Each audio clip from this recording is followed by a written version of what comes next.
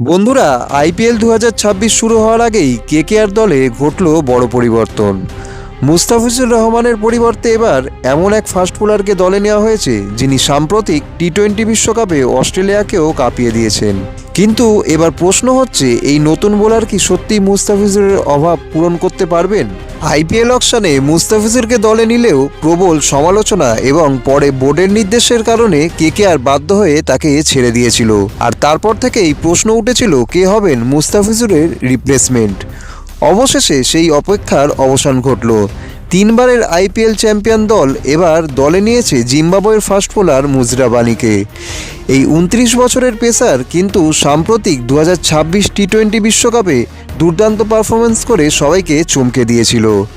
বিশ্বকাপে তিনি টুর্নামেন্টের টপ উইকেট টেকার্সদের মধ্যে ছিলেন এবং এই টুর্নামেন্টেই তিনি 100টি টি-20 উইকেট মাইলস্টোন পার করেন।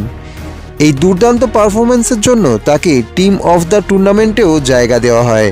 শুধু তাই নয়, তার বোলিংয়ের উপর নির্ভর করেই জিম্বাবুয়ে এবার বিশ্বকাপে সুপার 8-এ কোয়ালিফাই করেছিল এবং অস্ট্রেলিয়াকে হারিয়ে বড় চমক দিয়েছিল। কিন্তু মজার ব্যাপার হলো, মুজরাব আলী আইপিএলে একেবারে নতুন নন। 2022 সালে তিনি লখনৌ সুপার জায়ান্টসের নেট বোলার ছিলেন। পরে আরসিবির স্কোয়াডেও তিনি সাময়িকভাবে যুক্ত ছিলেন। আর এবার তিনি সরাসরি কেকেআরের হয়ে আইপিএল খেলতে নামবেন। জানা গেছে 17ই মার্চ তিনি ভারতে পৌঁছবেন নতুন দলের সাথে যোগ দিতে। আসলে কেকেআরের জন্য এই বোলার খুবই গুরুত্বপূর্ণ, কারণ দলের দুই প্রধান বোলার হর্ষিত রানা আর পথি রানার চোটের কারণে আইপিএল খেলা নিয়ে সন্দেহ রয়েছে।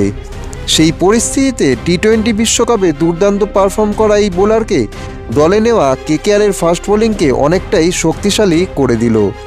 তো বন্ধুরা, আপনাদের কি মনে হয়, ব্লেসিং মুজরাব আলী কি সত্যিই মুস্তাফিজুর রহমানের অভাব পূরণ করতে পারবেন কেকেআর দলে? আপনাদের মতামতগুলো অবশ্যই কমেন্টে জানান। আর যদি ভিডিওটা ভালো লেগে থাকে তাহলে লাইক, শেয়ার এবং চ্যানেলটা সাবস্ক্রাইব করতে ভুলবেন না।